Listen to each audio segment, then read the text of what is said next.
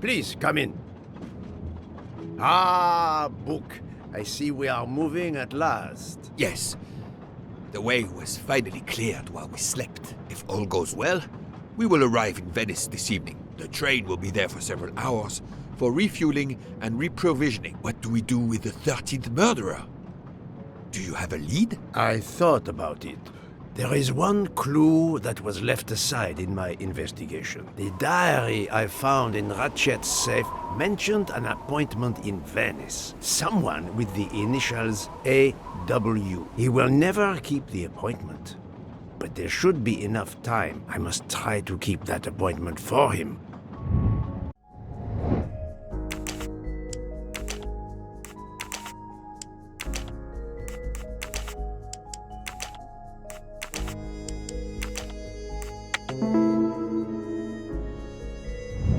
That's the right answer.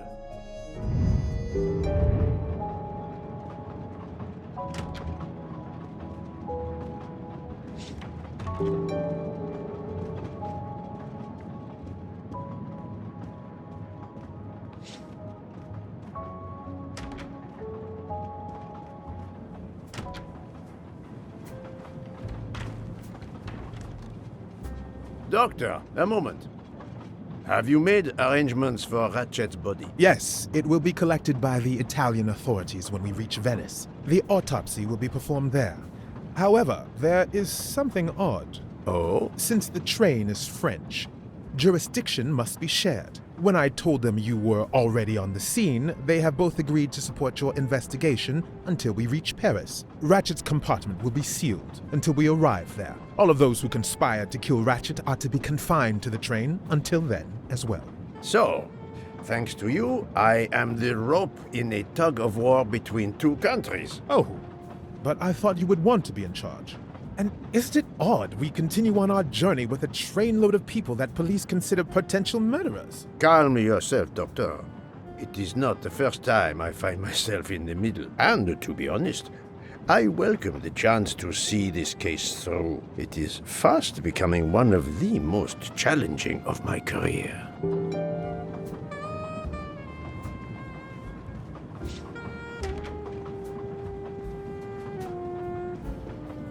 Mademoiselle Locke, you are clearly an excellent police officer. Could you accompany me to Venice for an investigation into Ratchet's activities? There is much we still need to know.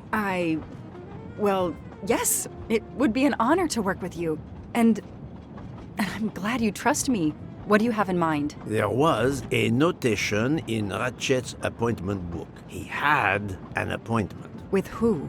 There were only the initials A.W. They were to meet at 10 o'clock at the Fontana dei Conigli. I want to know who Ratchet was meeting and why. But you've already discovered the 12 conspirators. Why is this meeting important? Unfortunately, the case is not complete. Dr. Constantine has discovered the presence of a 13th stab wound. One of them could have stabbed him twice. The wound was made with another, finer blade. Why would one of them have used two knives? Did they want to confess they killed him more than the others? And if so, why bother to deny it when they have already confessed? No, it makes no sense. And I do not close a case until all questions have been answered. You, of all people, must understand this.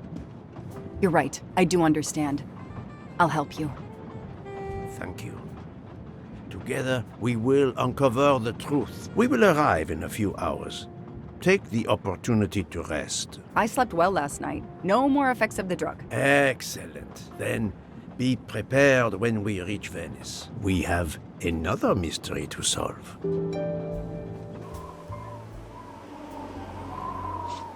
This is the third embarking dock, and no gondoliers available at all. With Carnival, you can't find a gondolier to cross that damn canal. They're all booked. The worst thing is that the fountain is just across this canal. We're almost there.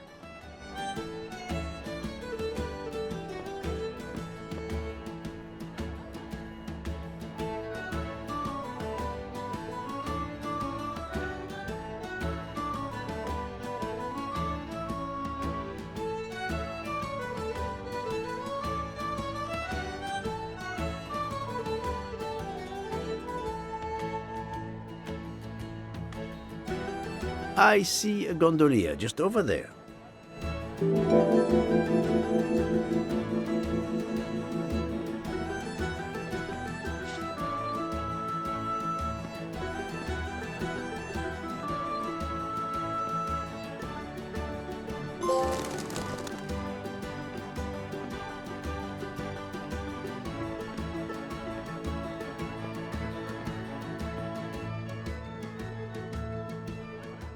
Hi there. We'd like to cross the canal, please. There is a bridge about a kilometer down the canal. Please. According to the map, the Fontana dei Conigli is just across the canal here. No, I, Gabriele, cannot help you. I'm sorry. We'll miss the 10 o'clock rendezvous if we try to get through this crowd. And have to walk a kilometer in both directions. Why is he refusing to take us across? He looks upset. I should try to find out why. If it's a matter of price, I'm sure we can work it out. Money? Money won't help me now. His problem isn't money. What is it then?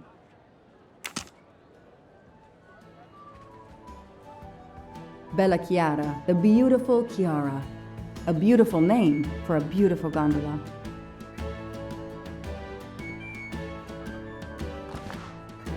Ah, what a sham. A beautiful bouquet crushed by revelers.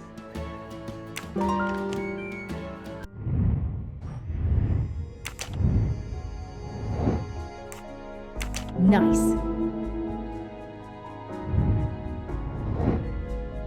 Not bad. Hey, I'm a pretty good detective after all.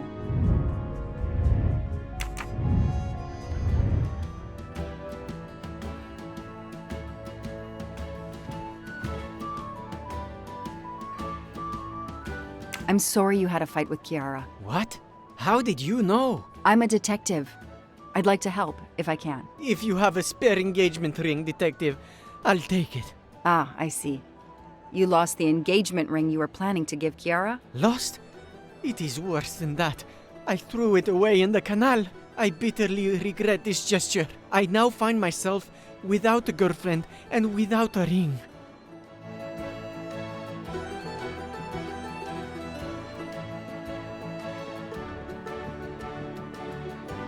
If we find the ring, maybe the gondolier will take us across. You are right. There is not much time. I will help you.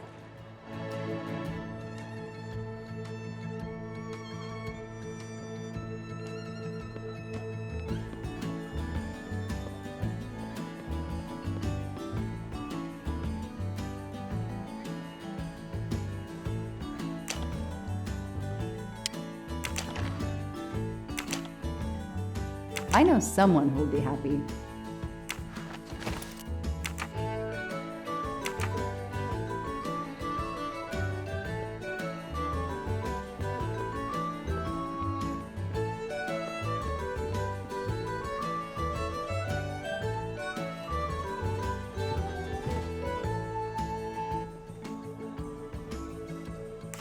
Excuse me. I believe I have something that belongs to you.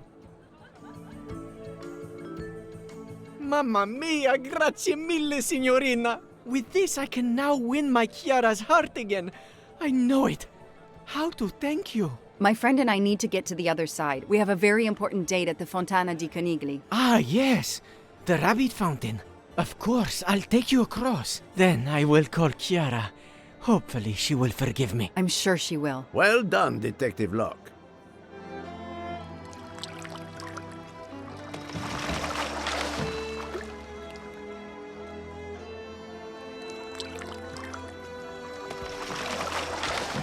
This district of Venice is very charming. You will love it.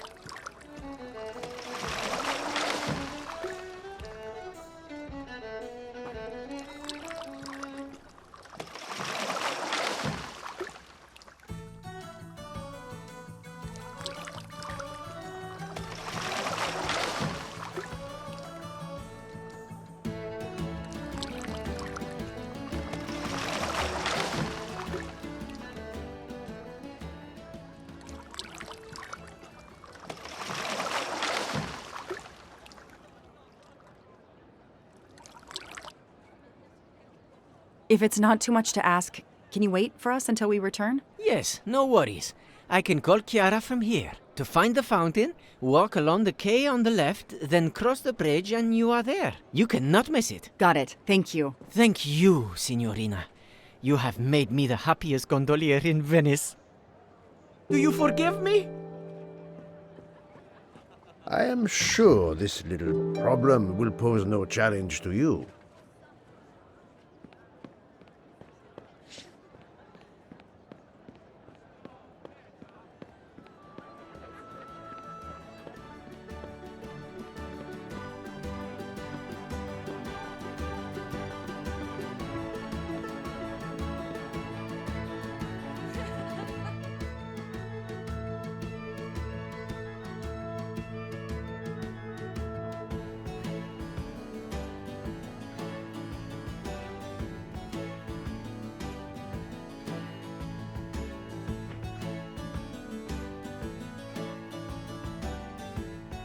It's 9:55. The right time in the right place. Now AW just needs to show up. You made me run, Detective Locke. Poirot does not run. I'll wait, sitting down.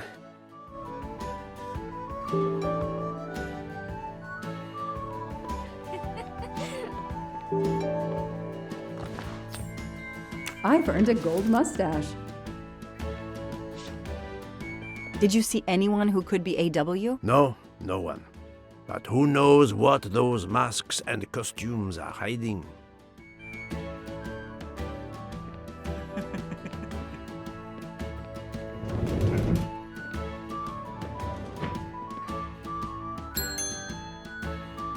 Nobody. The desk clerk must be asleep or off partying. If there's no one to help me, they won't mind if I help myself.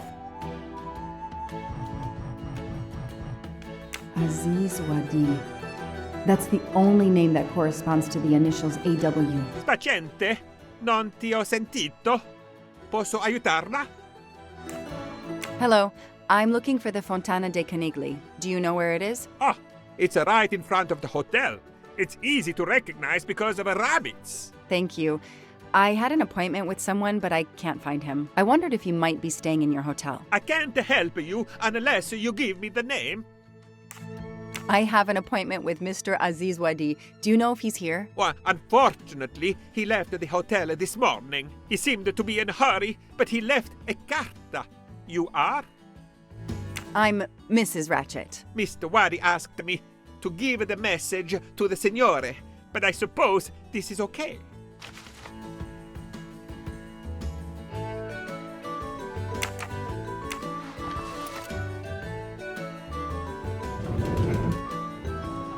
So, mademoiselle, was our mysterious AW here? No, but I managed to get his name, Aziz Wadi, and a letter he wrote for Ratchet. It seems to be a kind of riddle rhyme. Let me see. Well, Ratchet and Mr. Wadi must love this book to refer to it so much. Yes, I think we have to search and find the tracks that this person left for Ratchet to find him. I think so. Lead the way, Mademoiselle Locke.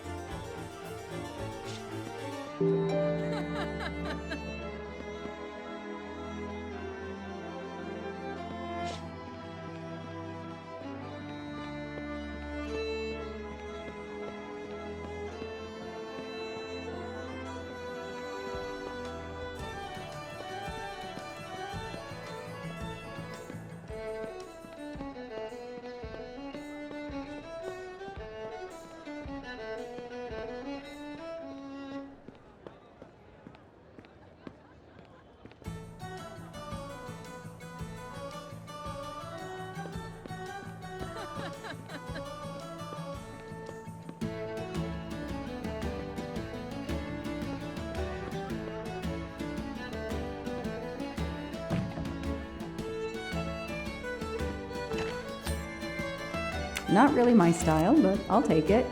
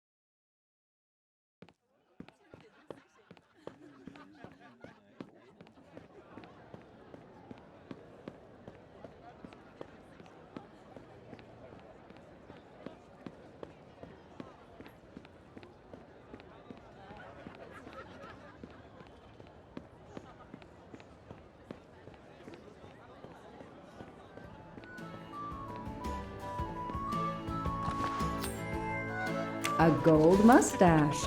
Thank you very much.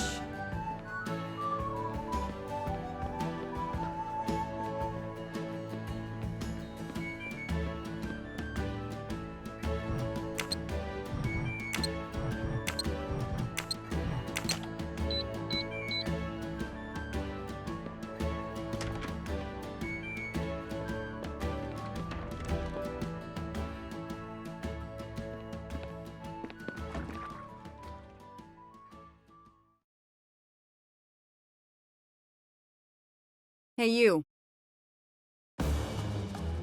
I can't lose them.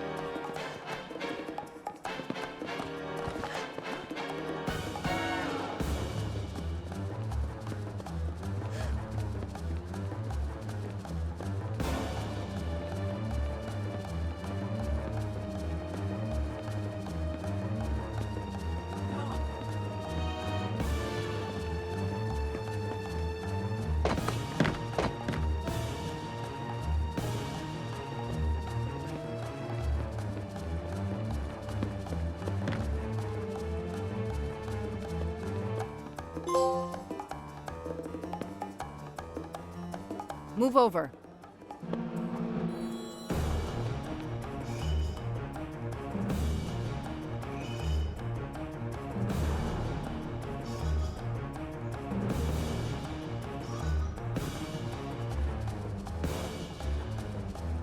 Too many! Too many masks! The murderer could be standing there watching me and laughing.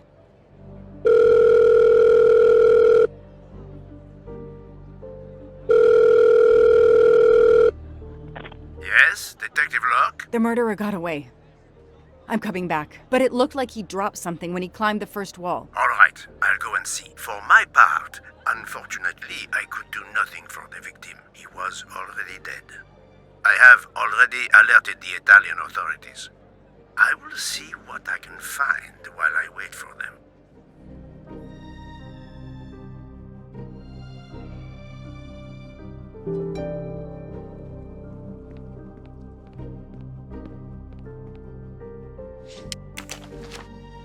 There must be several tens of thousands of dollars in this bag. A pair of women's glasses.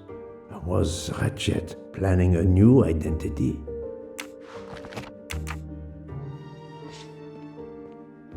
The victim was stabbed. Apparently the method of choice in this case.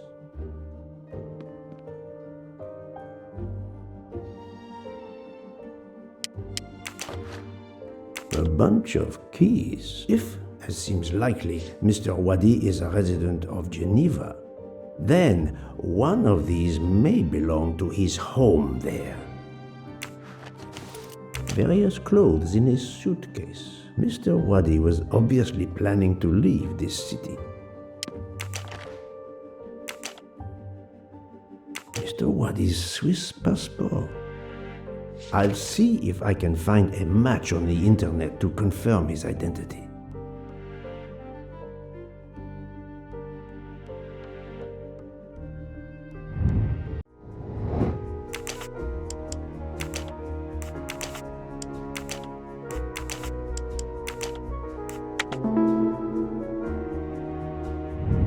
Et voilà.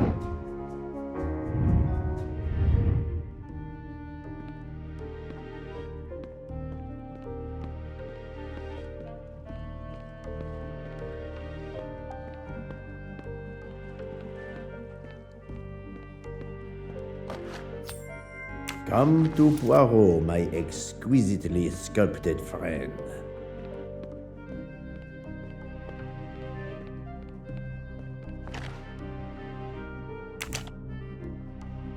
A false passport with Ratchet's picture. Clark, Ratchet, How many others?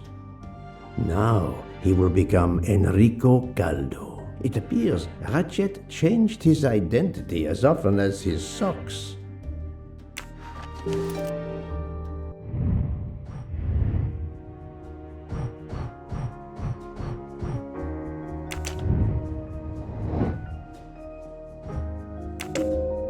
Very well, I choose to go this way. I'm sorry I couldn't catch the suspect, Mr. Poirot. There is no need to apologize, mademoiselle. Your efforts were marvelous. I found some information about Mr. Wadi. Did you access the FBI database? Don't worry, my little gray cells were enough. However, the database may confirm the origin of these banknotes. No need. I included them when I continued my investigation. Excellent.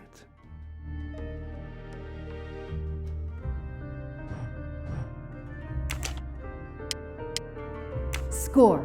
1 for the good guys.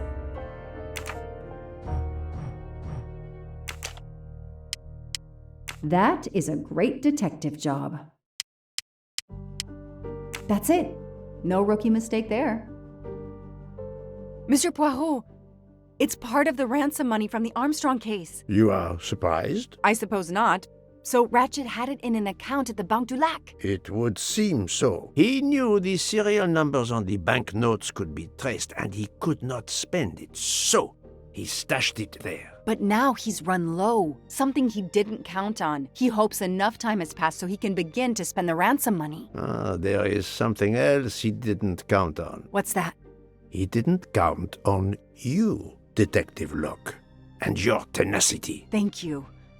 But we are still left with a murderer on the loose. But we progress. We know Mr. Wadi had an appointment with Ratchet. He had a bag full of money and a passport with Ratchet's photo, but a new name. What is your opinion about the passport? I discovered that he was arrested in Armenia for trafficking in stolen art and was supposed to be arraigned in January. Once again, he changed his identity and vanished. You are correct, mademoiselle. He also told me that he was threatened, and that threatening letter we found in his room was real. He had to disappear once again.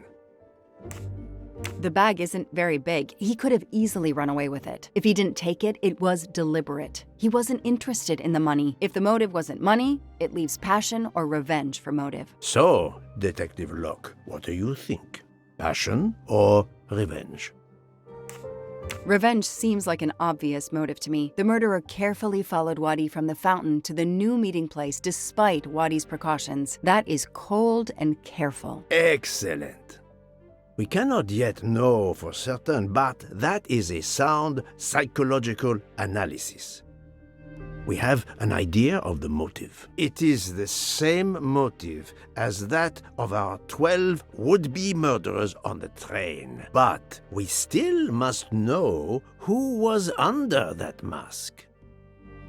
I think Wadi's killer is also Ratchet's murderer. The motive for both deaths was revenge, and both are related to the Armstrong case through the ransom money. Exactly. So our murderer is linked to the Armstrong case. The money is linked to the Armstrong case. But these glasses that I found in the bag, they must have something to do with this case too. Wait, those glasses mean something to me.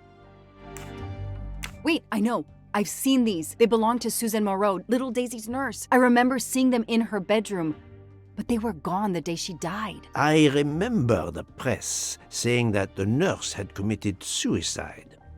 I've always believed otherwise, and the glasses are proof that she was killed by Ratchet or his accomplice. He took those glasses. I always had a gut feeling, but now, Mr. Poirot, now I have proof Suzanne was innocent. Yes, you do.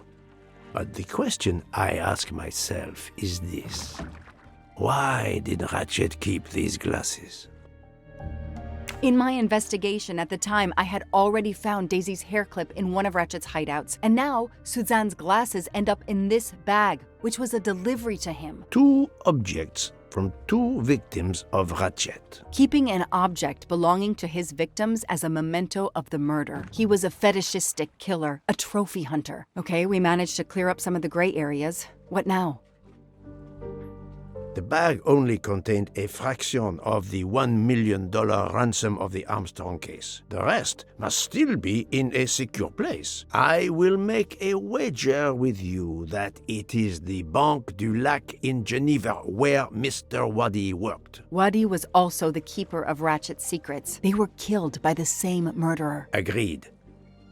Well, there is nothing more we can do here except wait for the police. Prepare yourself for a long evening with the police. We have a lot of explaining to do. And after that? A visit to Geneva, perhaps?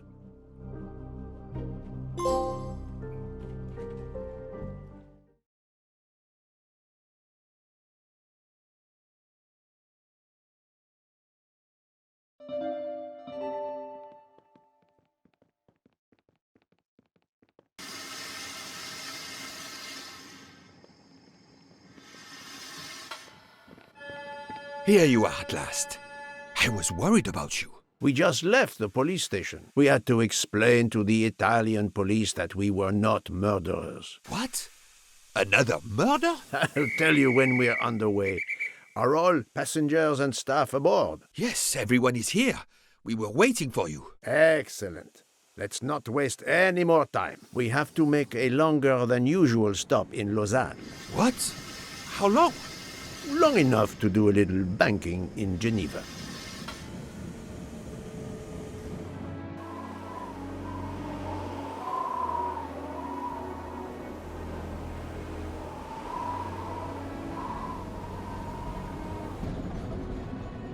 But this is madness.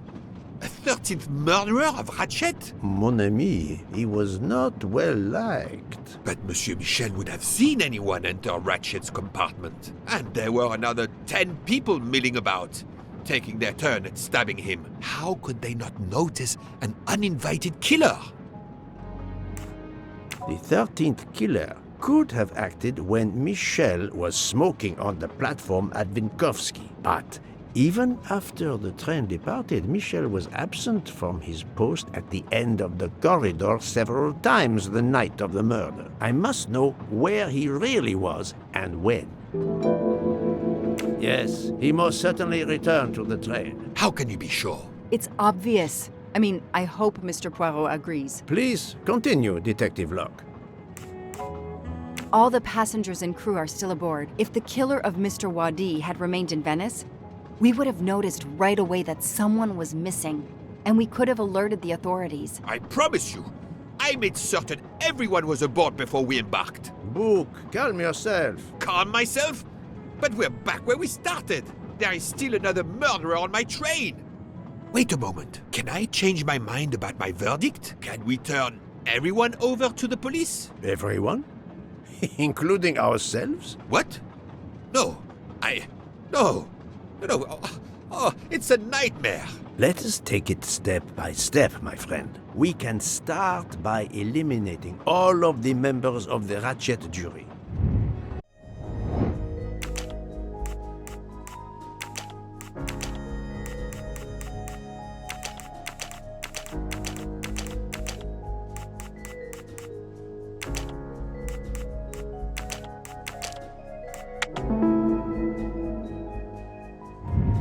That was easy. If we eliminate the 12 jurors, we are left with 7 additional suspects. 7? It's still too many. I agree. We must reduce our list. Excuse my impatience, Poirot. It's as if my beautiful train is cursed. Can you exonerate any of the 7? Right. Book worked hard to get me aboard the train. He is definitely not a suspect. Nice. Mademoiselle Locke cannot be a suspect. She pursued Mr. Wadi's murderer. Yes. Dr. Constantine alerted me to the 13th stab wound. He is not a suspect. That was easy. I have 4 suspects left who I must now examine more closely. Miss Nielsen, Monsieur Maury, Monsieur Fauché, and Countess Andrény. One of my employees? Suspicious? All three got off the train in Venice to restock supplies. Any one of them might have slipped away without being noticed. I suppose. But what of Countess Andrény? You cleared her yourself. She is cleared of the first murder, but we know little of her movements here in Venice, so we still have 4 suspects to interview. Detective Locke? I can't join you, Poirot. My chief saw something on the news about the case and my involvement. He's demanding an explanation. If I want to keep my badge, I have to call him. Then you must do so by all means. I'm sorry. No need to apologize. I understand. I'll make the call from my compartment. If you're looking for me, I'll be there. I hate to say this, Poirot, but I must. There is, of course, one other suspect with a motive for murder. The ransom money. You mean Detective Locke? Then who did she chase? Who killed Aziz? We both saw the masked murderer standing over the body.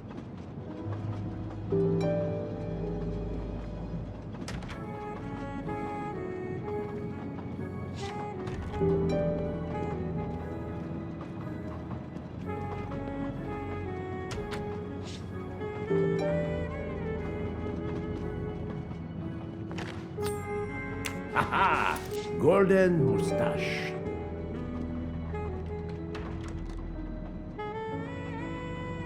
Doctor, I need to question Countess Andrény. I'm afraid that won't be possible, Mr. Poirot. The Countess had an anxiety attack when we arrived in Venice. She was terrified the police would come for her and her husband, despite how you concluded your investigation. I had to give her a sedative. She has been sleeping since. You have stayed with her all the time we were in Venice? Count Andrény begged me to watch over her. I have not left this room. You're the reason she's in this state. Book voted to absolve you all. I accepted his verdict. I told her. I tried to reason with her. What she has already suffered, the strain of these last few days, it was too much. I understand, Count. It's quite all right. I have the answers I came for.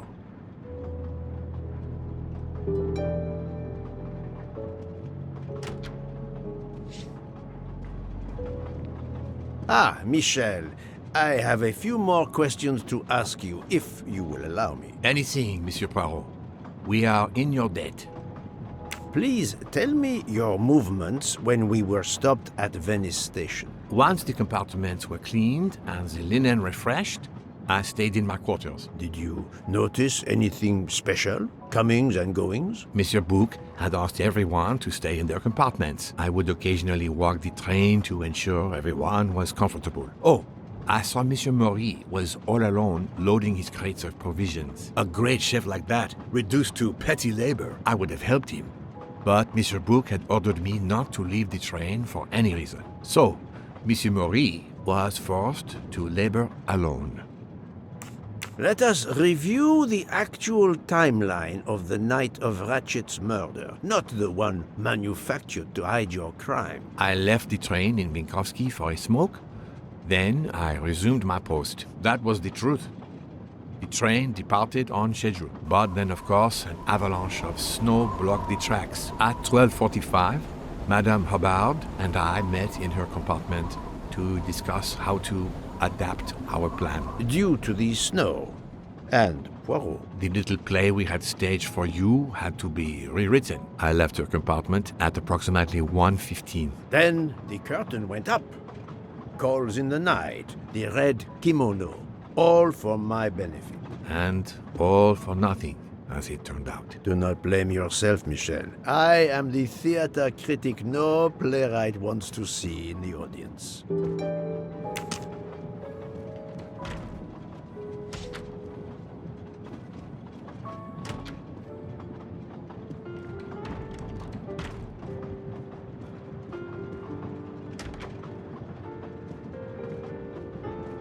You play well. I didn't mean to interrupt you. Thank you.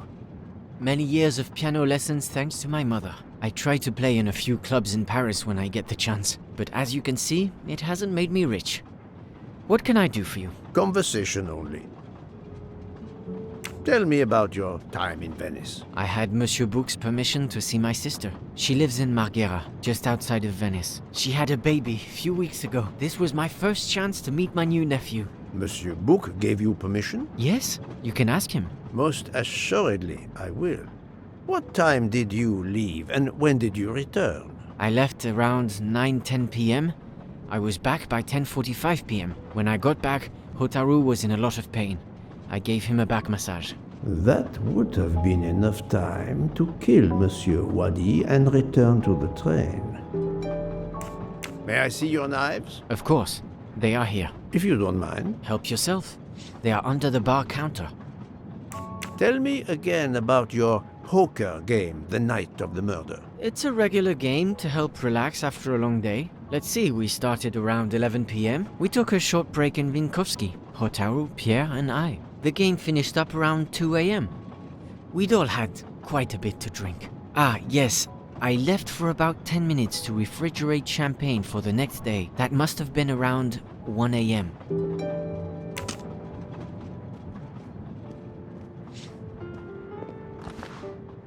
None of these come close to the wounds on either body.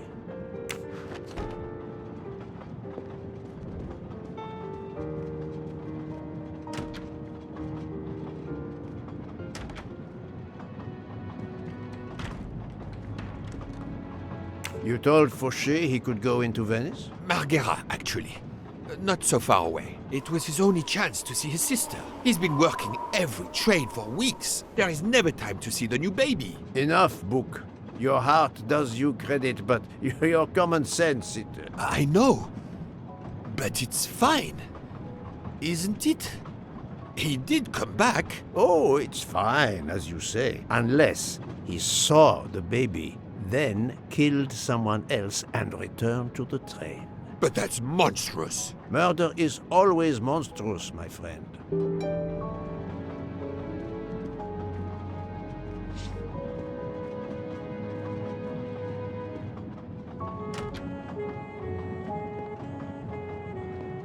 Good evening, Monsieur Maury. May I have a moment of your time? I have a few questions to ask you. Of course, as long as you don't mind if dinner is ruined. I promise to be as brief as possible. What did you do while we were stopped in Venice? With Freya's help, I loaded fresh produce for the next part of our journey. Then, you may not believe this, but my job requires a lot of physical labor. My back suffers. Fortunately, Jean has become quite adept at separating my vertebrae. As you may know, I have solved the murder of Monsieur Ratchet. That is a shame. I beg your pardon? The bastard sent my steak tartar back, telling John I was to burn it. I will add it to the list of his crimes. One wound on Monsieur Ratchet's body was struck by a very sharp, thin-bladed knife. We haven't found it yet. You think one of mine was used? I'd like to have a look if you don't mind. In that drawer. An impressive set of knives, but their blades are too wide to have been used for the crime. Tell me about your poker game the night of the murder. We started around 11 p.m. when John finished his shift. We played until around 2 a.m.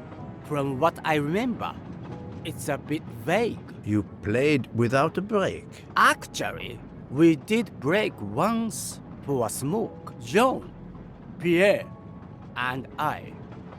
When we stopped in Vinkovsky. When was that? Around midnight?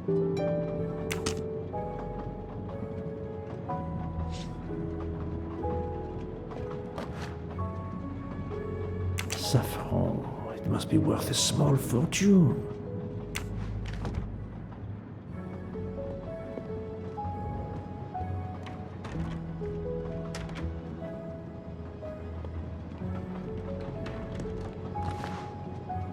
A black feather.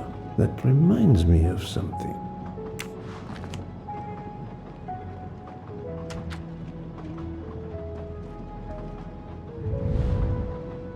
box is secured by some sort of locking mechanism. The design is formed by 3 commas. What is the word in Japanese? Tamoe. And it's obviously missing a piece.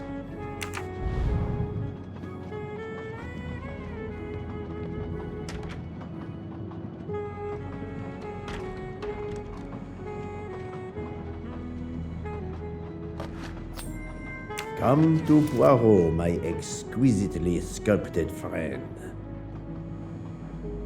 Good evening, Mademoiselle Nielsen. May I talk to you for a moment? Of course, Mr. Poirot. I'm not going to bed right away. Can you tell me your movements while we were stopped in Venice? That'll be easy. I didn't move much at all. Let's see. I helped Hataru load all of the food crates aboard the train. Hataru had everything he needed, but I realized they forgot half of my order. I spent over an hour on the phone with the supplier without success. I had to change the dessert menu for tomorrow. Dr. Constantine found a stab wound on Ratchet's body that was caused by a much thinner and sharper blade than the others. Possibly a chef's knife? My thought, precisely. And you'd like to see my knives? If you wouldn't mind. I would gladly show you if I had any, but I don't. I use the regular kitchen knives. You may search if you don't believe me. I see. All the knives the staff use are in the kitchen or in the lounge, except... Except? Hotaro prefers to use his own. Monsieur Mori doesn't use the kitchen knives? Not usually. I know he keeps a set of traditional Japanese knives in a box in his room. He doesn't let anyone else use them. Although now that I think of it, he has been using the kitchen knives lately. Can you tell me exactly about your poker game the night of the murder? We started around 11 p.m. In Vinkovsky, we took a short break. Hataru and Pierre went outside to smoke. Oh, and Hataru got sick around a few minutes past 1 a.m. 1:10 a.m. maybe? He spent about 15 minutes in the bathroom, but he didn't want to quit on a losing streak. Did his luck improve? No, so we played to around 2 a.m. He lost every hand. I've talked to everyone, but some elements of the testimonies do not seem to correspond. I need to recheck a few things.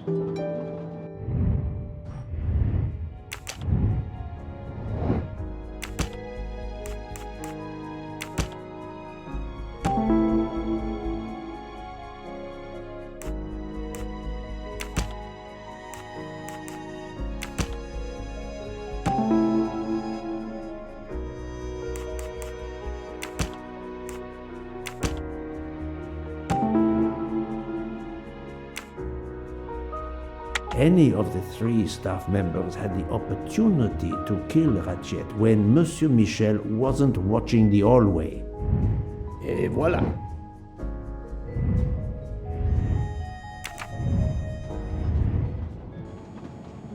Remind me of what you did when the train stopped in Venice. No problem. I helped Hataru load all of the food crates aboard the train. Hataru had everything he needed, but I realized they forgot half of my order. I spent over an hour on the phone with the supplier without success. I had to change the dessert menu for tomorrow.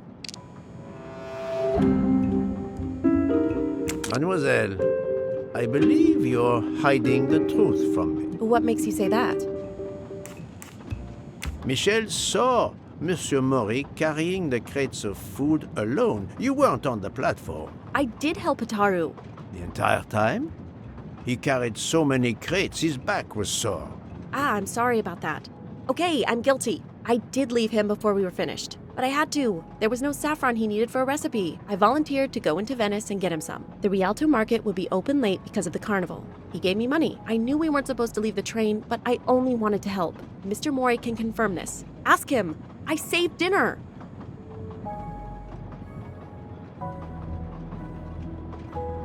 Oh, on behalf of my palate, I thank you.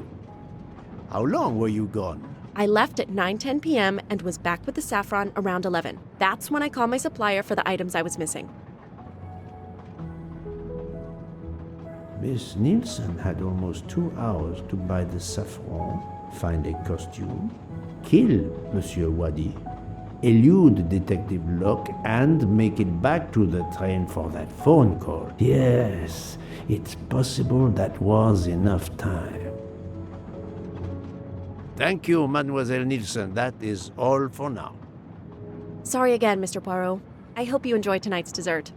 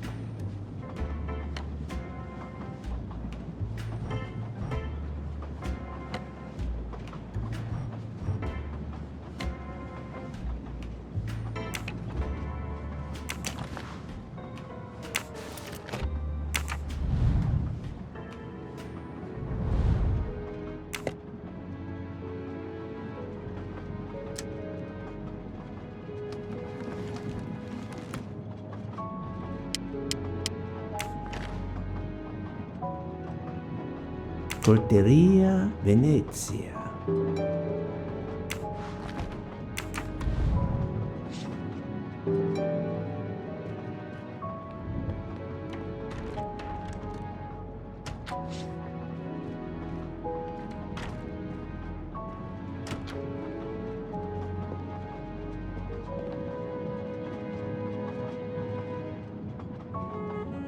I'm sorry, Monsieur Mori, but haven't you forgotten something? You haven't told me about the knives hidden in your room. Ha! Yes, indeed. I forgot to tell you about those. They are my personal knives. I only use these knives. There are none better. I bought them all in Japan. No one is allowed to touch them except me.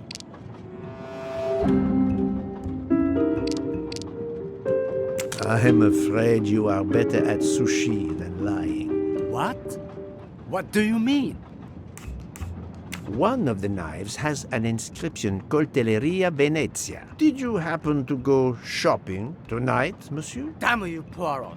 Very well. One of my sushi knives has been missing since the night of the murder. I thought you were going to believe I killed Ratchet. He routinely sent back my dishes to be ruined. Why does God give rich people the money to afford the best cuisine, but not the palate to appreciate it? I panicked. I know a very good store in Venice. I went to buy a knife to replace the one that had gone missing, so I wouldn't be accused. I assure you that I had nothing to do with any murders. I would have an easier time believing you, monsieur, if you put that knife down. Oh, yes, of course.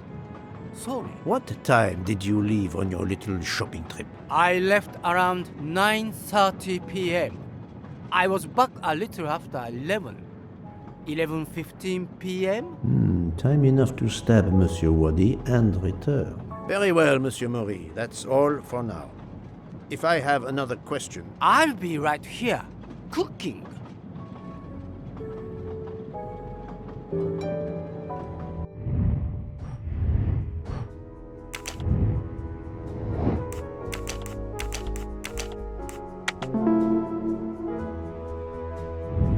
My little gray cells did not let me down.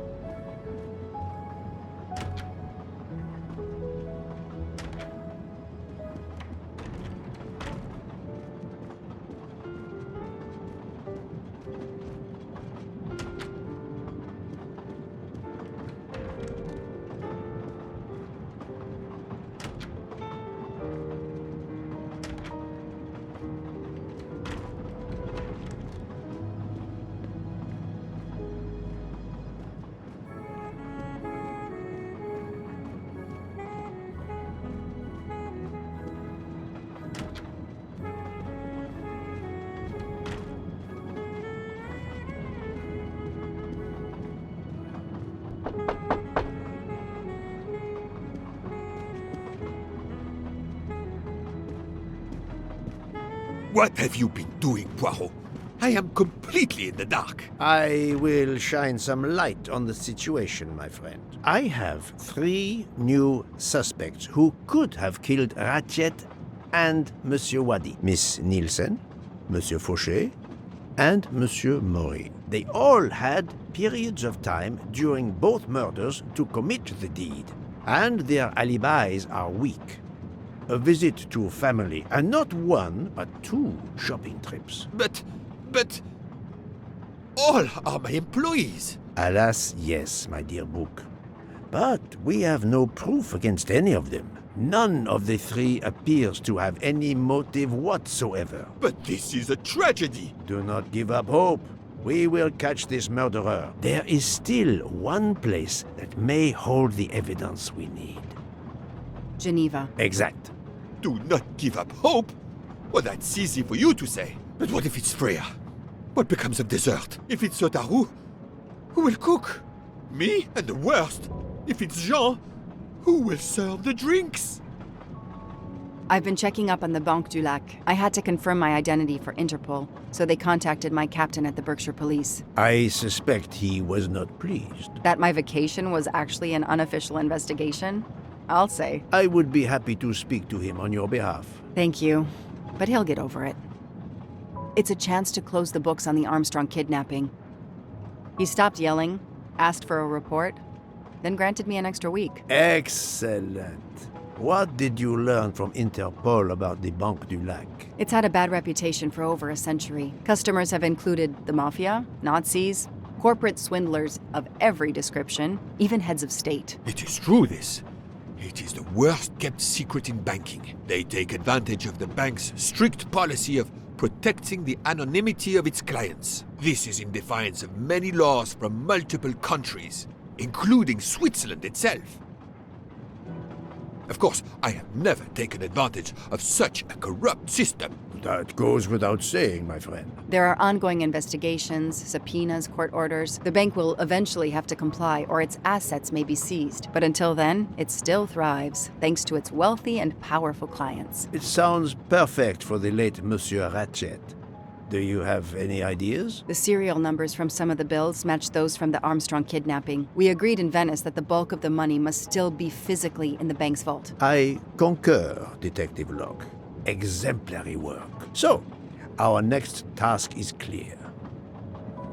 We need to get into Ratchet's safety deposit box. There'll be codes, passwords. And Monsieur Wadi would, of course, have known them all. The bag of money he carried is proof of that. We'll need to find information about Ratchet's box in Wadi's office at the bank. Most assuredly, but remember the secrecy involved. I doubt his office will contain all we need. Where else must we dig?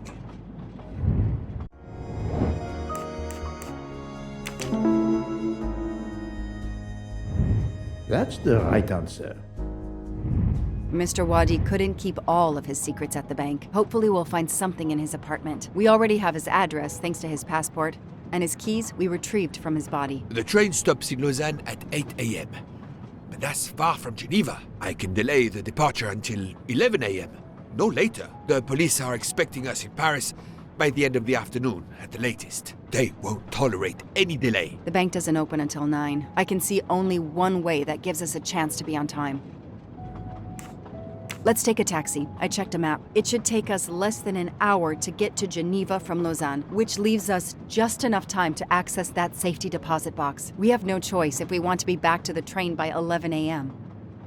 The best thing is to separate. One of us searches his apartment, the other searches his office. To access the safety deposit box, we need to find the key, the box number, and the passcode. Suppose you find all this. How do you plan to get into the vault? We are going to use the bank's anonymity policy to our advantage. And the quickest way is for you to impersonate Ratchet. I would rather impersonate Jack the Ripper, but in the interest of justice, I will do it. We need to find the account number. Along with everything else. I will say I want access to the vault. They don't ask for papers or even names. The vault information is enough. I'm not hearing any of this. I run a train company. I don't rob banks. Perfect. Let's recap the plan.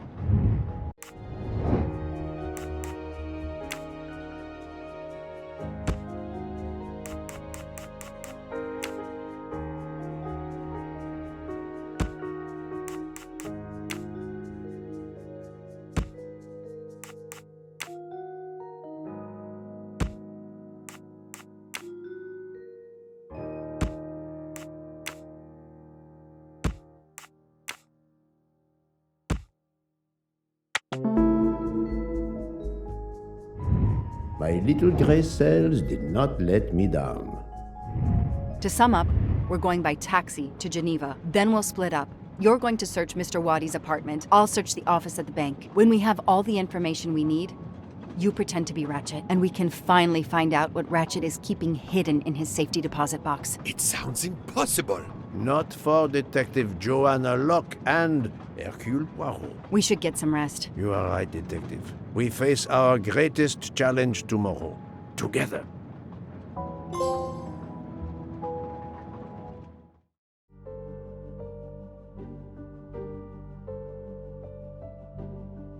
Nine o'clock. Our driver did well. It took barely an hour to get here from Lausanne. But we must conclude our business in 1 hour as well. Book can only hold the train until 11 o'clock. 1 hour to find the key of Ratchet's safety deposit box, the box number, and its passcode.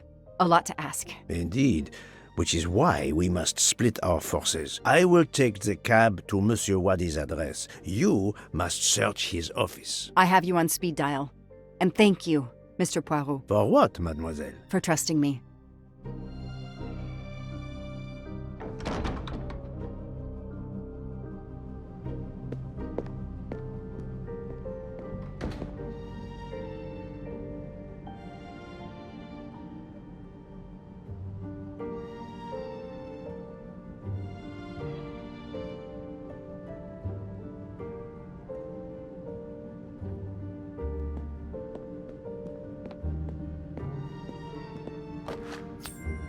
Shiny facial hair.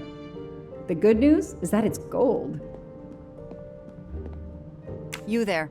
I have an appointment with Mr. Wadi. Let me check. I'm sorry, I don't see any appointments this morning at all. Mr. Wadi hasn't even arrived yet. Although he should be here by now.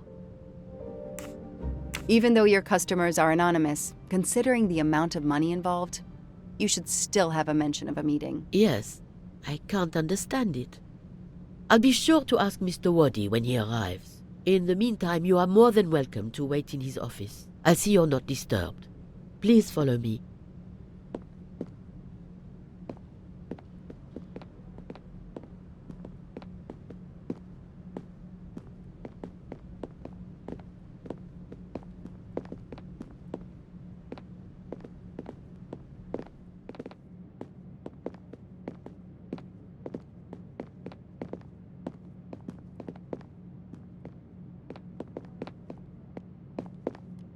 I can't understand where Mr. Wadi might be. You're right. I don't have much time at all.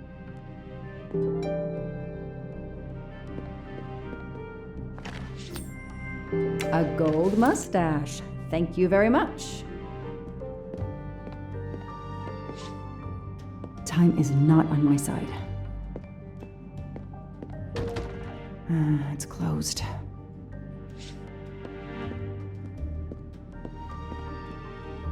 Alice in Wonderland, again. Mr. Wadi seems to have really liked this book.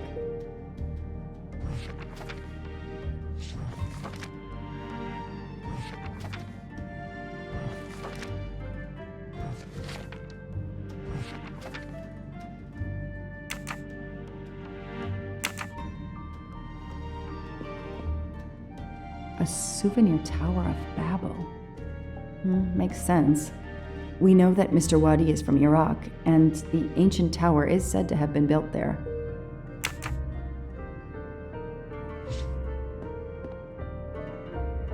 Locked. I need the password. Maybe Poirot can help me.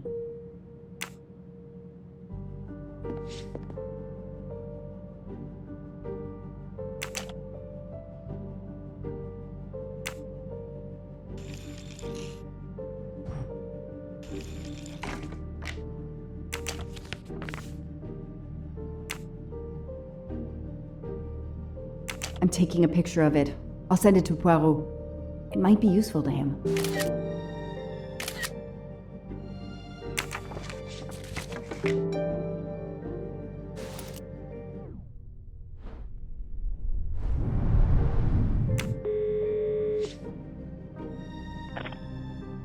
I managed to get into Wadi's office. I did a quick preliminary search. Everything is locked, including his computer. All I could find was a photo with a date on it. I just sent it to you. Maybe you can use it. Thank you. That might help. I've just arrived at the apartment. I'll call you when I find something. As quick as you can. I can't stay here long.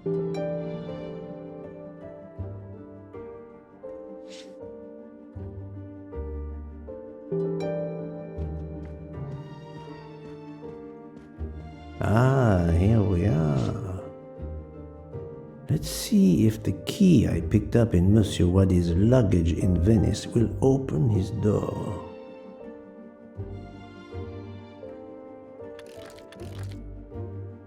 Great.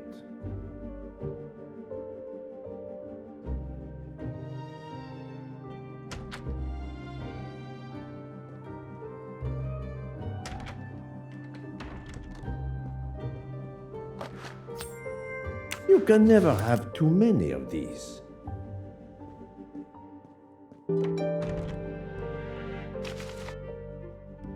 The key to the password is close. I can feel it.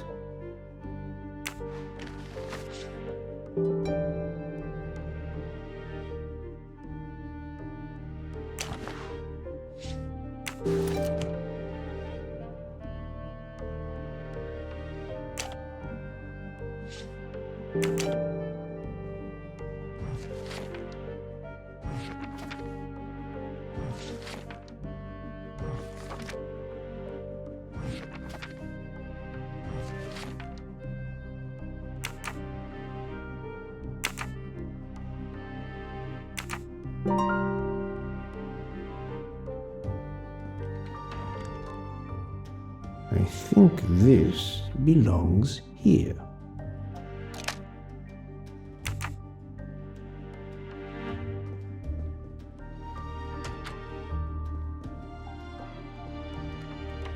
Staring at the clock won't help, Poirot.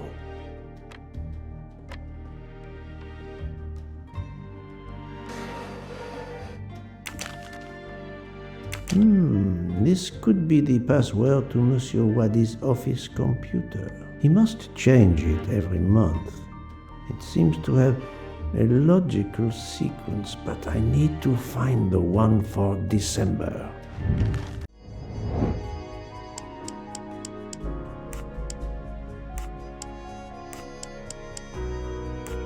If that's the password to the computer in Monsieur Wadi's office, we still need to translate the Arabic characters. And there weren't any Arabic characters on the office computer's keyboard.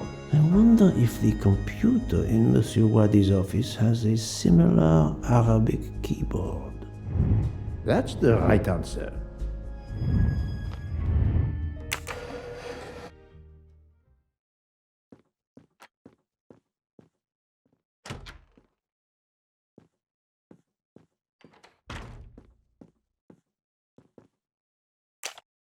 That may be useful to Mademoiselle Locke or me. I'll take a photo.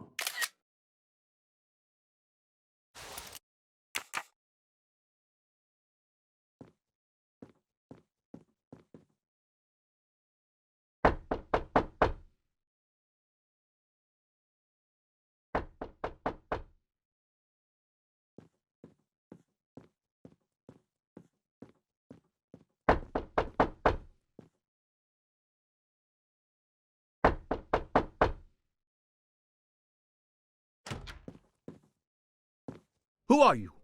What are you doing in there? I am Hercule Poirot. I am working with the police. You are Monsieur Wadi's neighbor? Yes, next door. I heard a noise. I thought it was Mr. Wadi who had come home. I don't know him very well. A delivery man left a package for him with me.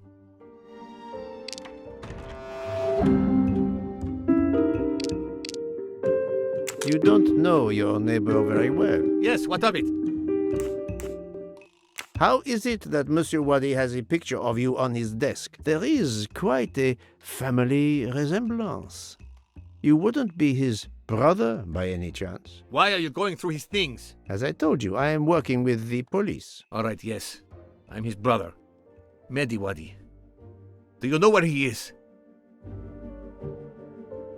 I am very sorry, sir, but I have some terrible news for you. Your brother has been murdered.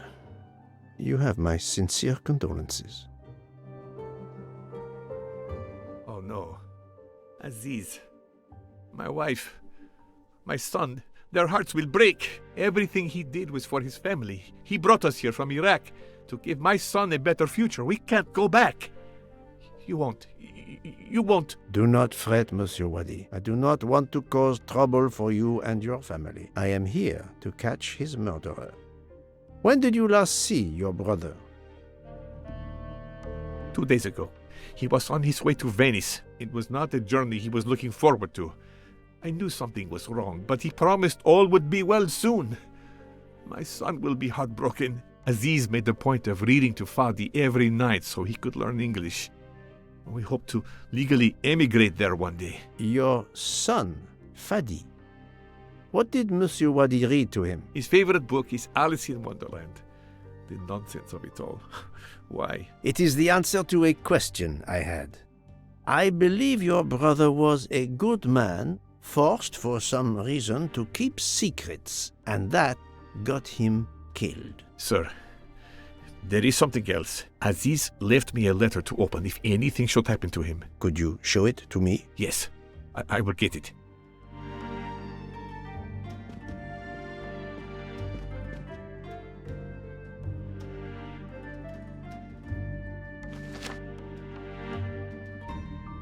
It all makes sense. It's horrific. But to Ratchet, it would be just business as usual. At least I have Ratchet's account number, 82664. Thank you for giving me this letter. Let me assure you, the man Ratchet cannot harm you. He was killed before your brother was. Really? Who did it? The one you say hunted Ratchet? Yes, without a doubt. I promise you I will find them. Sir, we have no papers. The police... Your secret is safe with me, monsieur. Thank you. Thank you, sir. Now, I must go to my wife and son. Tonight, I will read to Fadi from Alice in Wonderland, and we will remember my brother.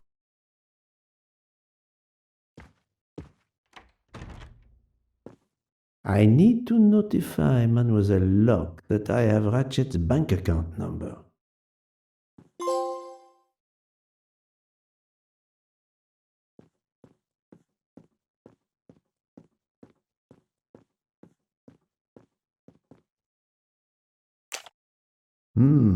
A bizarre endgame to be sure, but I suspect checkmate is possible for white in 3 moves. Let's see.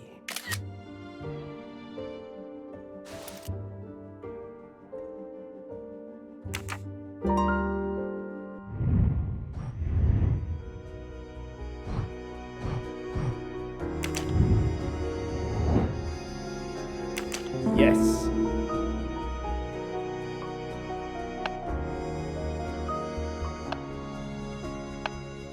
Well done.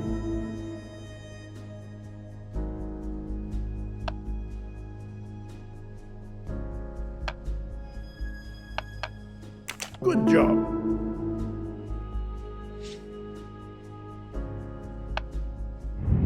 That's the right answer.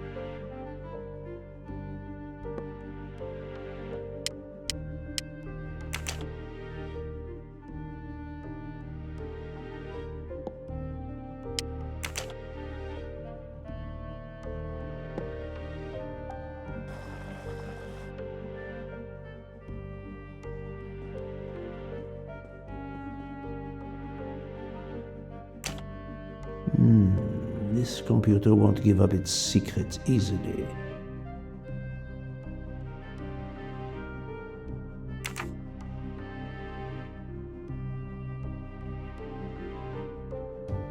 This keyboard should help me translate this code.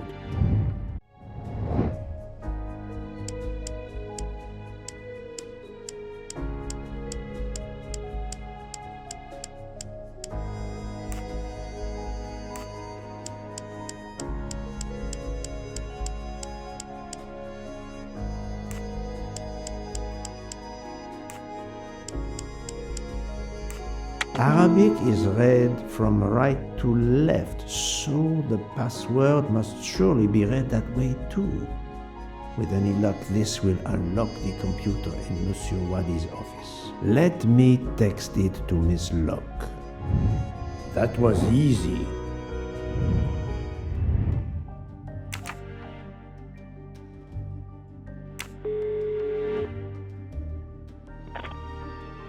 Ah, the peculiar habit some people have of displaying things on the door of their refrigerator. I've just sent a photo to you, in case it might help you. Thank you. I texted Ratchet's account number to you. Wonderful. Did you receive my text? This must be the password to Mr. Wadi's computer. I have it. Thank you.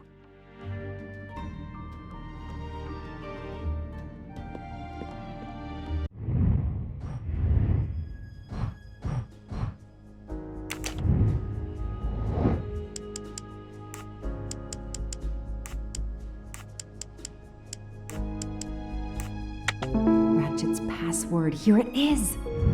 Score. 1 for the good guys.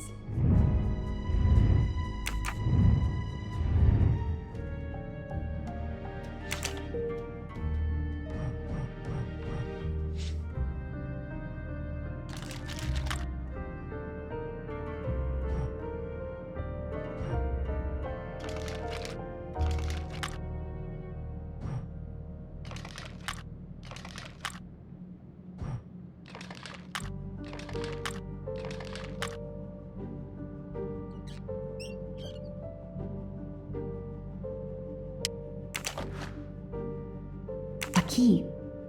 I wonder if it will fit the desk drawer.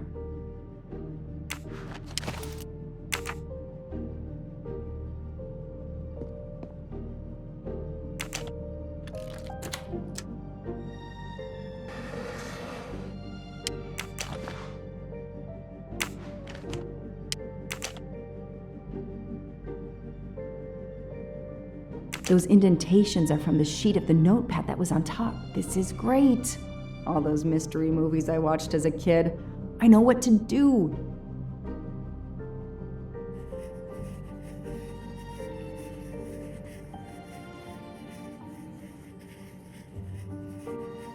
I'll send a picture of this to Poirot.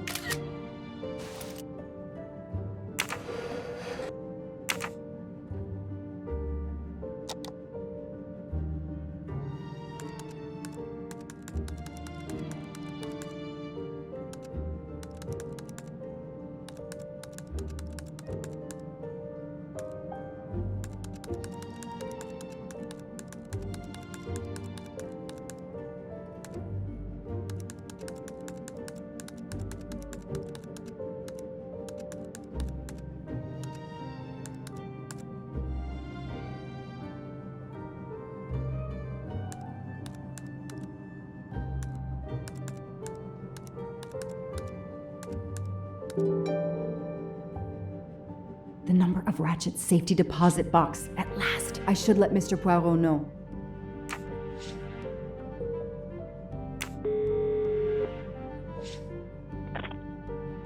I sent you a photo of doodles I found on a notepad. I hope it can help you. I hope so as well. I was able to access Mr. Wadi's computer. I have Ratchet's safety deposit box number. Excellent. I think I've discovered Ratchet's safety deposit box passcode. Well done, Mademoiselle Locke.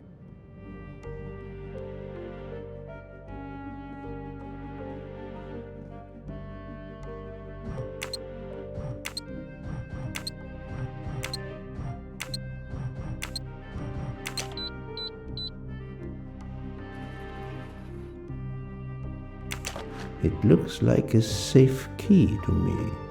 We finally found it.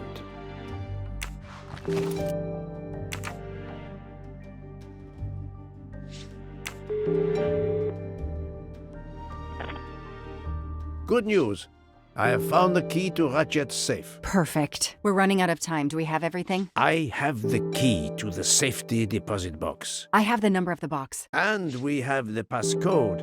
I'm on my way. Time to rob a bank. Sorry to keep you waiting. I haven't heard from Monsieur Wadi. You'll have to reschedule with him. This is quite annoying. I'll have to reschedule. Absolutely. I hope I have been of service. You have no idea.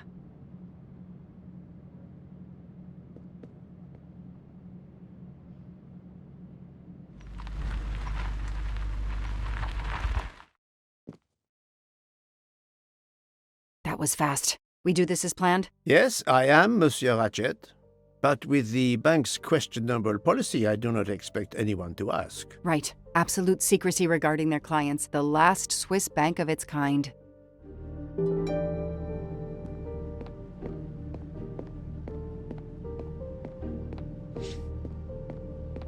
Madame, I still haven't heard from Mr. Wadi. Well, we'll have to make do without him. Now that my friend is here, it's his box we want to access. And the clock is ticking. I trust there is no problem. No problem at all.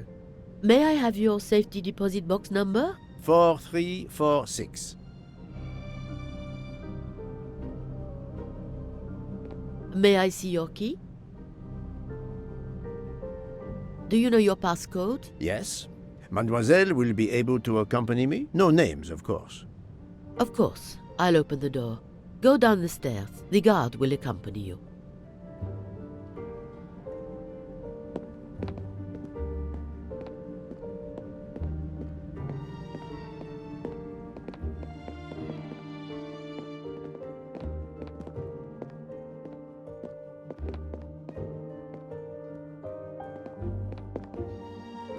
Please leave your personal belongings in this bin and then go through the portal.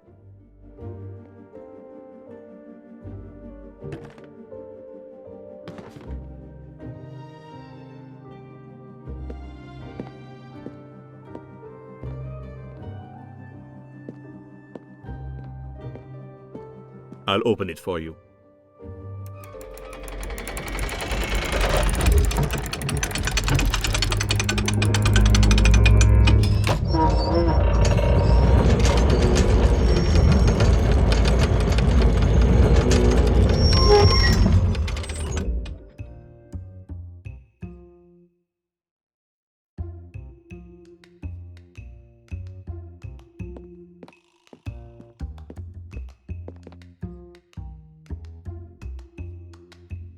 At last we reach our goal.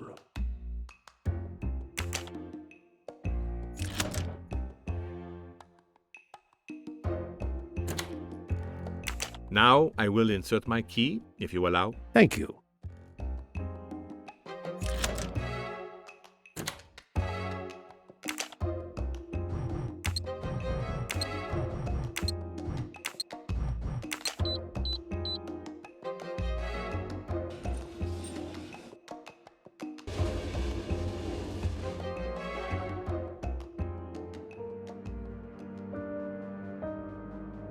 I'll be by the door should you need any assistance. At last. I suspect the effort will be worth it. This collection of various personal items. Do you know what they are, Detective Locke? I do, Mr. Poirot. God help me, I do. Souvenirs. The trophies serial killers take from their victims to remind them of their kills. Ratchet wasn't just a kidnapper. No, indeed. He was a monster.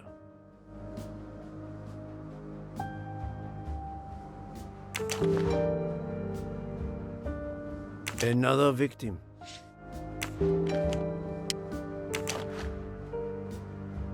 MC. The real journalist Michael Clark. Ratchet would have needed to kill him to assume his identity. He took this ring as his trophy.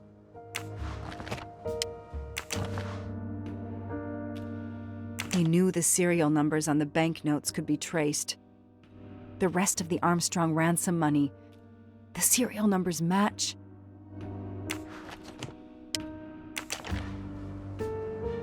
Another bracelet. Another victim. Another trophy. And then there's the one that we already found, Suzanne's red glasses. I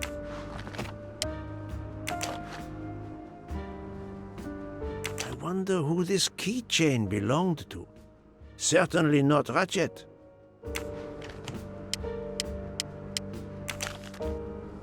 The one on the left. Ratchet. Whoever he is with, their friendship seems over. The build. The hair. It could be Noah, his partner in Daisy's kidnapping. It appears they had a falling out.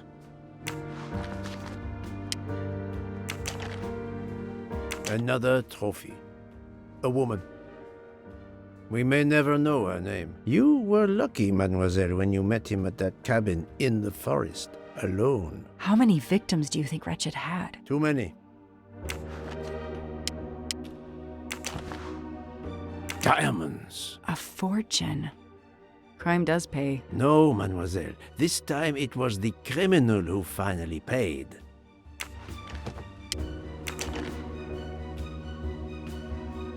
For every soul Ratchet claimed, even more are suffering.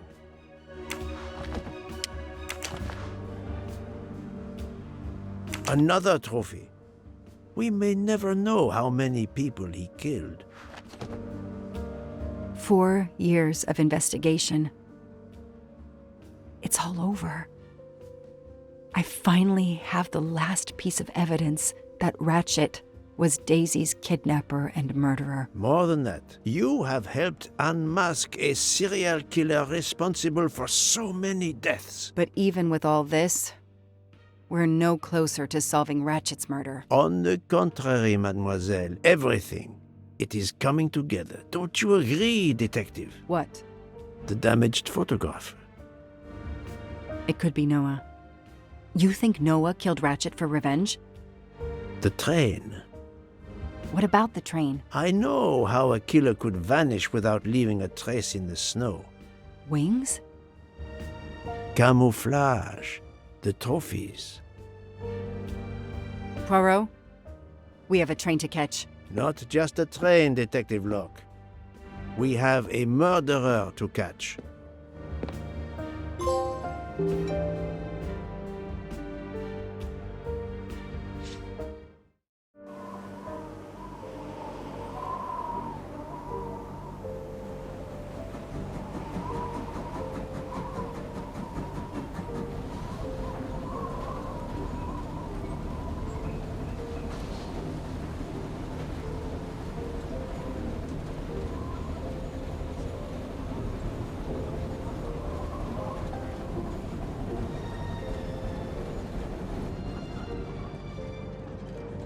Poirot, enough! You have kept us in suspense ever since we left Lausanne. Forgive me, my friend. Detective Locke and I needed the time to put the last pieces of the puzzle in their proper places. I'll fill in where I can, but this is Mr. Poirot's show. I confess I can't help, but I feel a certain déjà vu. You are correct, Doctor. We have been here before. However, without you, we wouldn't have been able to reach the true conclusion of this story.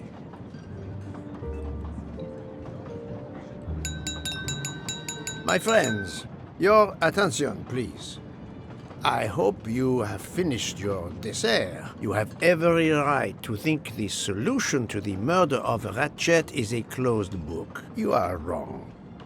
I, Poirot, admit that I was wrong. There is a final chapter. What in bloody hell? What does he mean?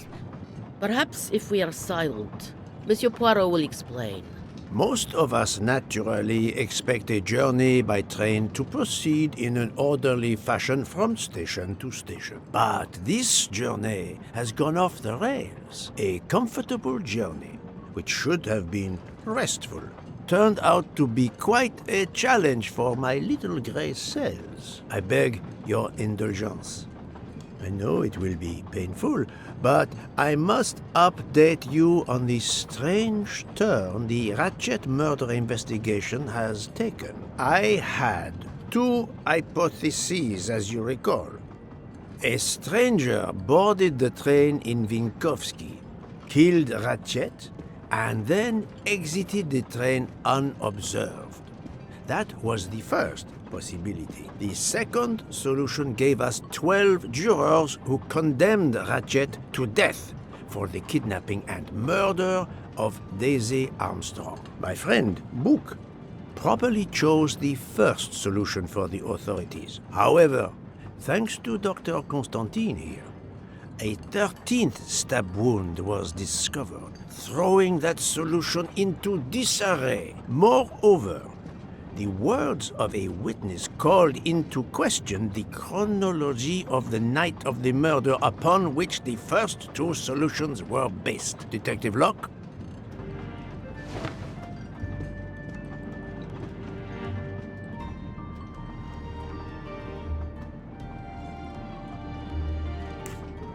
Michael admitted to having been absent several times during the night. His absence therefore gave multiple opportunities for a 13th murderer to slip into Ratchet's room before the other 12 jurors lined up to stab him.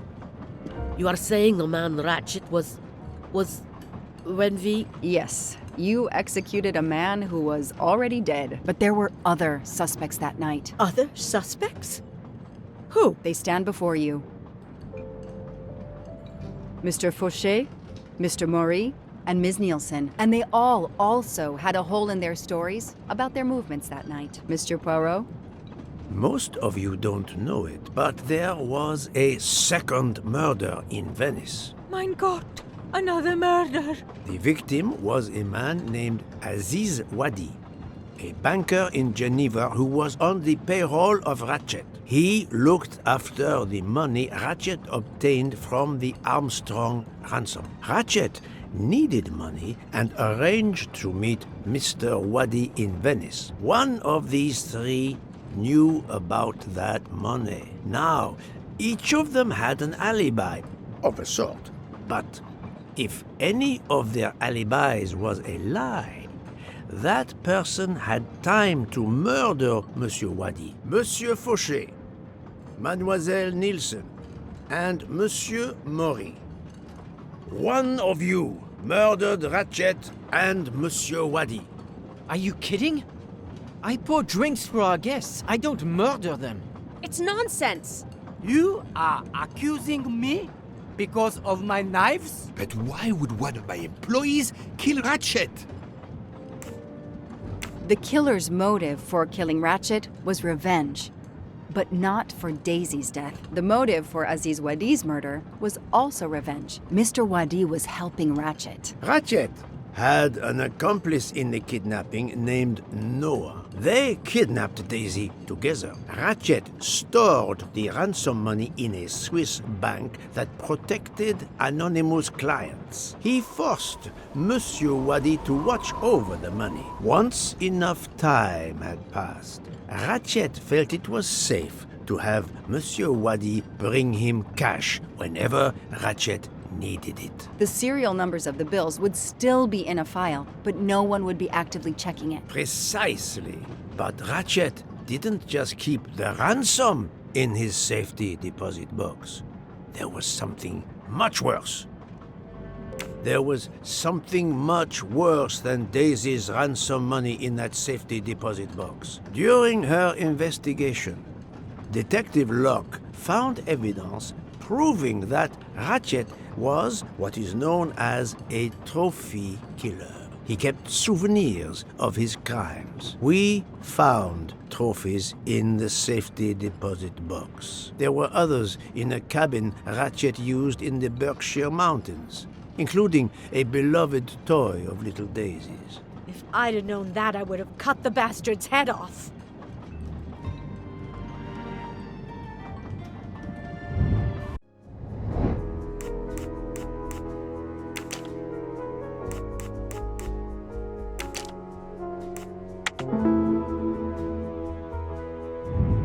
Et voilà. The bracelet found in the safety deposit box was also on Noah's wrist in a photograph. It's obvious Ratchet killed Noah, and therefore, at last, I can tell you with absolute certainty who the murderer of Ratchet and Monsieur Wadi is.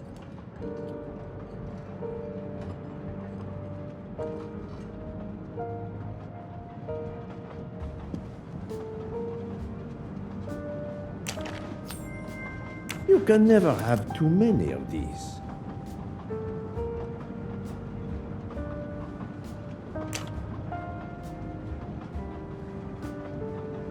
Mademoiselle Nielsen has the same bracelet as the one found in the safety deposit box in Geneva. A trophy from a victim of Ratchet. Noah. Having a similar bracelet doesn't prove anything. Yes, that might be true. If there were not an inscription on it. Mr. Poirot, you're right. The bracelet looks similar to mine, but I have no idea what the marks on it mean. I just like the design. The marks are not random, mademoiselle. These are special bracelets. They are called Morse code bracelets. Because, well, you know why. The marks are Morse code. Happily, I learned Morse when I was a young man doing my service for the Belgian army.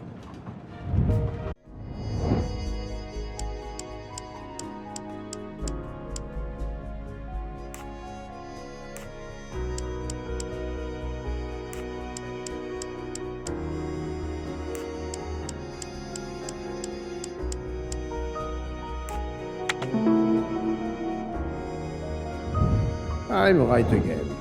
That happens to me a lot.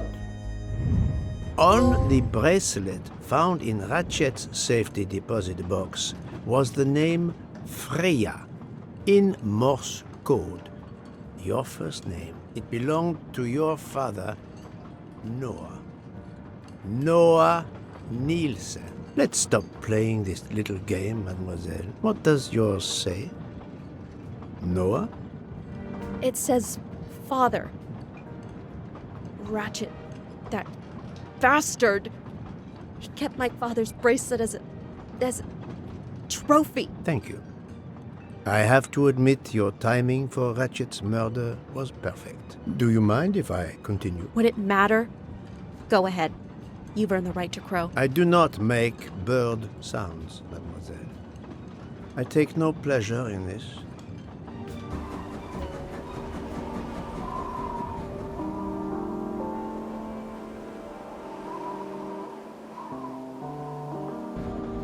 You drugged Ratchet's dessert to ensure he would be unconscious when you went to his room. You stole a knife from Monsieur Maury.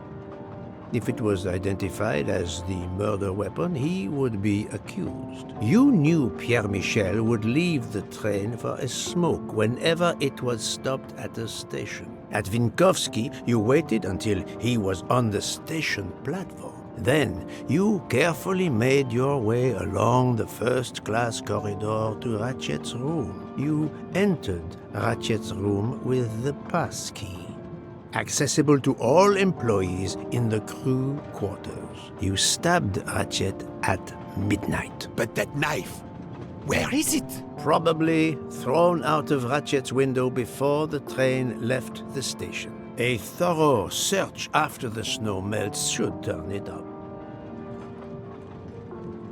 My beautiful knife! Then, you carefully returned to the crew quarters, replaced the passkey, and returned to your poker game. Et voila. The affair was not so complicated in the end. But what made the crime seem more complex? Well... It was us. Exactly. The 12 jurors who proceeded to carry out their far more complicated plan literally in the dark without realizing that the man was already dead. Speaking only for myself, of course, but I believe we would have invited you to join us. Ms. Nielsen, you killed Ratchet because he killed your father. Your motive is crystal clear. But why did you kill Aziz Wadi? It's because of Aziz that my father died. My father knew Aziz was the only one with access to Ratchet's safe, so he convinced Aziz to steal the money from the safety deposit box. But Aziz was too afraid of Ratchet. Instead, he betrayed my father by reporting him to Ratchet. Obviously, Ratchet then murdered my father. Aziz was just as guilty of my father's death as Ratchet. Ratchet was the worst of humanity.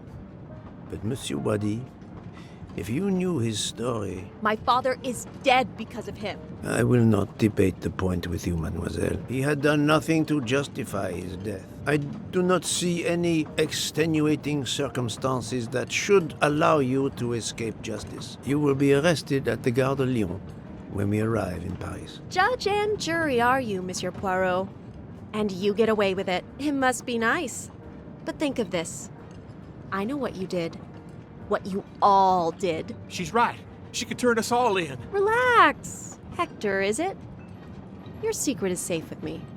I'm not going to jail. Farewell, Poirot. Enjoy your victory. Stop!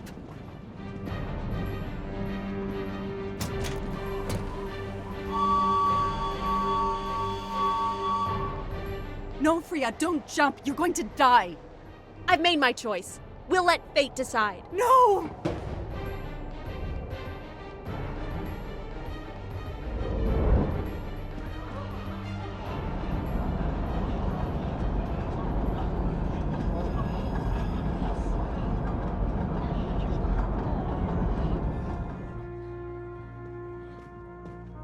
She jumped off the train. Even if she hit the water, considering the height, I doubt she survived. And with this tunnel, either way, she's gone, Poirot.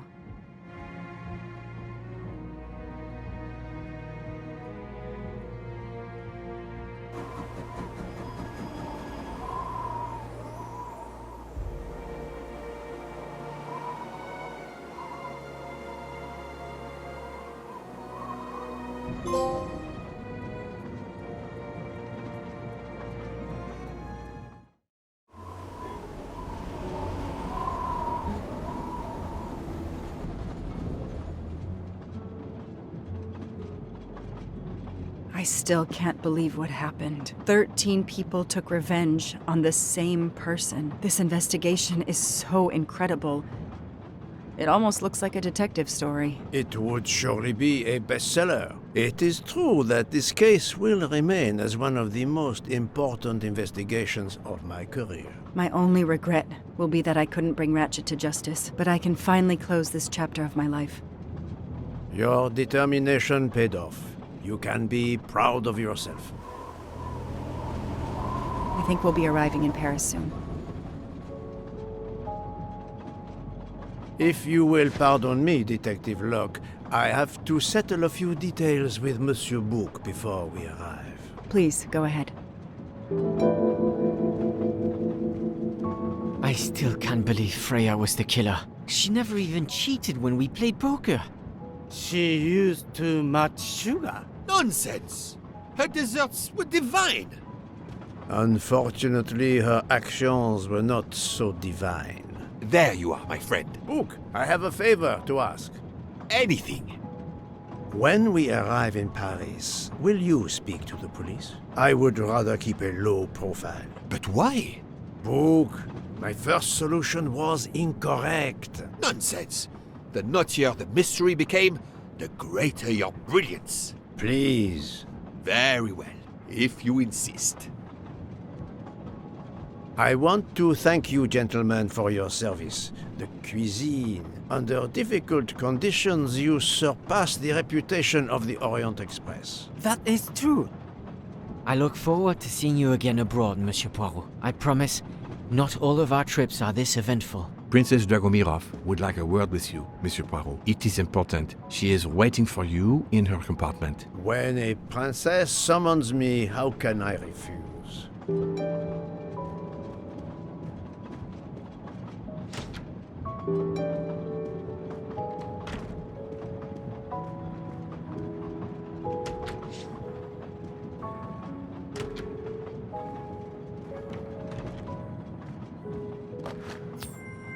Another golden moustache to treasure. Count Andreny, how is the Countess? Much better now that it's all over. I misjudged you, Poirot. And I you. There is something else about my wife you should know. Why I am so overprotective. She is pregnant. You are quite the detective. Actually, Dr. Constantine told me. She admitted as much when he was attending to her. If it's a girl, we're going to name her Daisy. If it's a boy, Hercule? he'll be stuck with Rudolph. It's a family tradition. I wish you and all of your family much happiness. Thank you.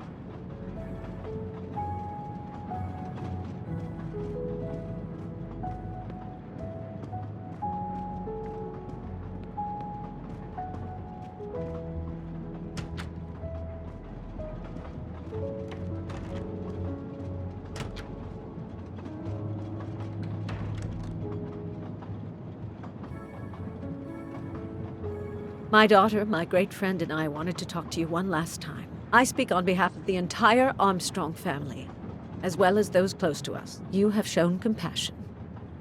We know your reputation, and we understand that your choice was not easy for you. We are all the more grateful.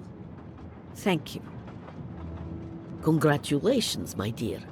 You managed to say the word thank you, although he did manage to put us through quite a lot. You have given us all closure and some peace of mind. You should know that I regret nothing. If this Freya Nielsen person had not been involved, I would have done it again. Someone told me the Stalinists were frightened of you. I believe them. The country of my birth breeds its share of brutes and bullies, but also some of the greatest intellectual and artistic minds the world has ever known. I pray that one day we will again be remembered for that. I share your hope, Princess.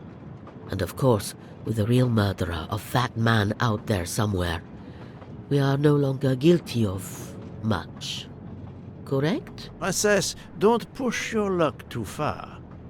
If you'll excuse me, I have some packing to do. Ladies?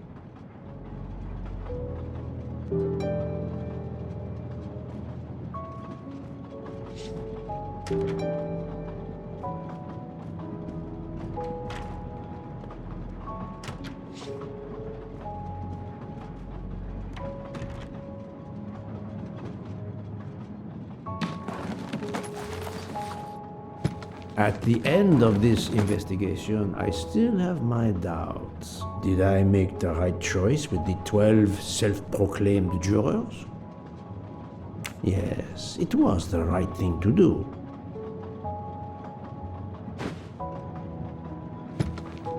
As for Mademoiselle Nielsen, what would I have done if she had not escaped?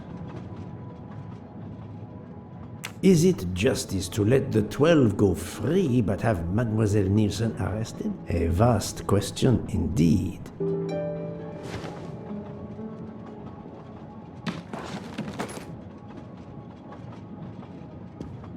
Judges often take motive into consideration when deciding the sentence for a crime. You are not a judge. Your job is to establish the facts, which you have done. The case has been solved. Another already awaits you.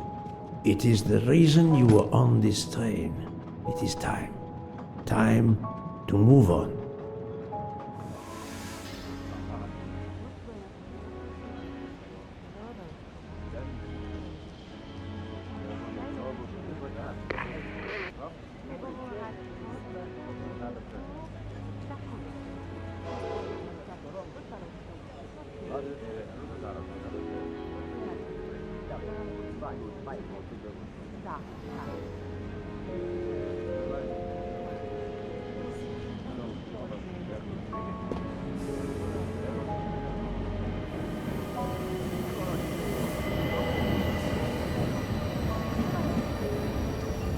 Very well.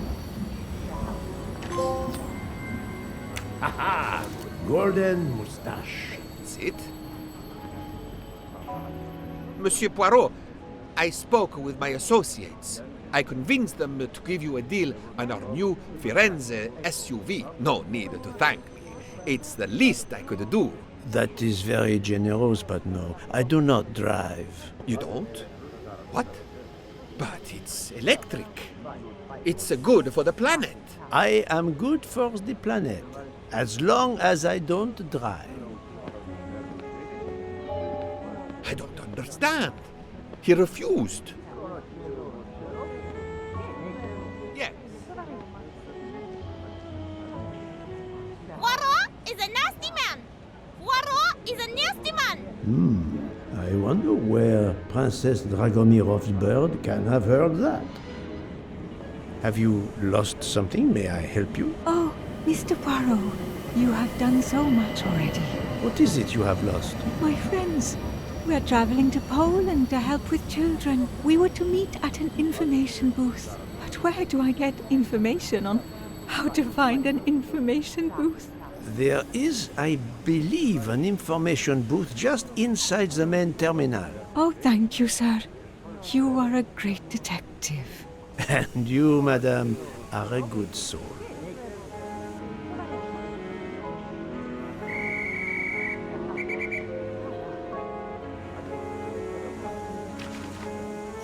News travels fast.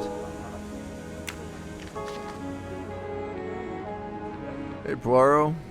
Say, have you seen a scruffy little guy in a green trench coat? I cannot say I have. Why? He's my next case. Another case? That was indeed fast. The detective's gotta eat. You know what I mean. I have some idea, yes. Suspected embezzler, traveling east, and out on the Orient Express. Say, you wouldn't be interested in teaming up, would you? Some good money in it. I have had enough of trains for a while, thank you. Okay, suit yourself.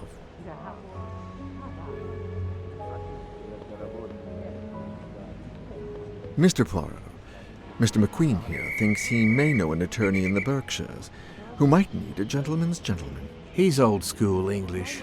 I think the clock stopped for him in 1934. I hope it works out for you, Monsieur Masterman. What about you, Monsieur McQueen? Well, back to law school for me, following my father's footsteps. We can take the train to St. Pancras, then the Piccadilly line to Heathrow and check out some flights. Might as well. We're already packed. I wish you both bonne chance.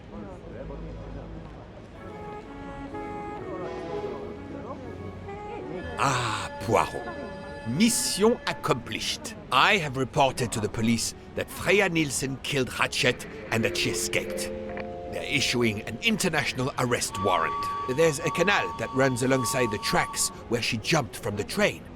But they say there's little chance she survived. The police have questioned all of the passengers and crew, so for now, they are free to leave.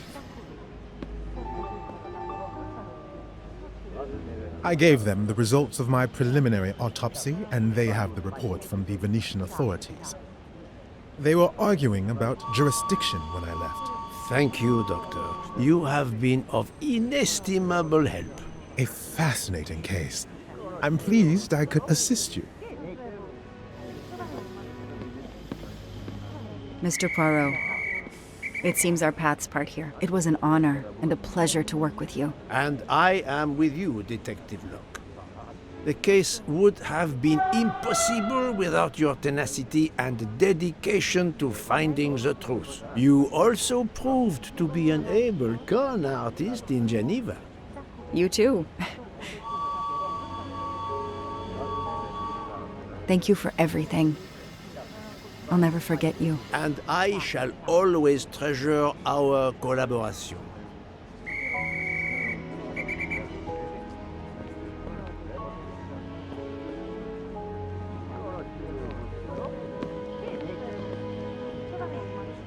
Well, that's that. I'm hungry. Let's go to the Wagon Rouge restaurant. They make an excellent leg of lamb. But it's only 5:34 p.m. Is food all you really think about, my friend? I'm the one inviting you. You've well deserved it. I'm warning you, I'm not going to obtain for you a secret recipe this time. Poirot, they make a chocolate mousse that is so creamy. It must have a secret ingredient in it. The last recipe came from a murderer. But it was sublime.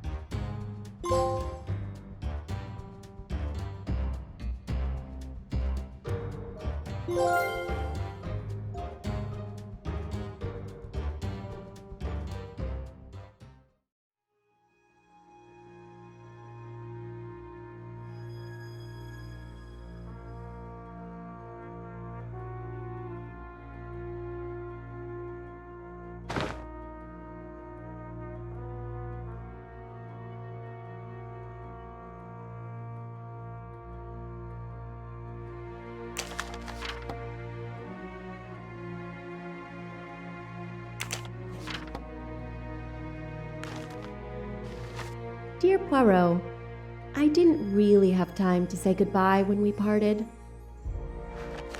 I thought I had beaten the greatest detective in the world, but you unmasked me. I still had my revenge, though. I even managed to help myself to a small amount of cash from Waddy's bag before you interrupted me in Venice. It will be enough to settle somewhere in a quiet little town where I will create delicacies for appreciative clients. You won't hear from me again, nor will Booth get any more of my recipes. Oh, and one last thing. You may not think so, but I truly believe Ratchet and Waddy got their just desserts. Regards, F. You, mademoiselle, are entirely too pleased with yourself. You give clues no one could follow, unless they are Hercule Poirot.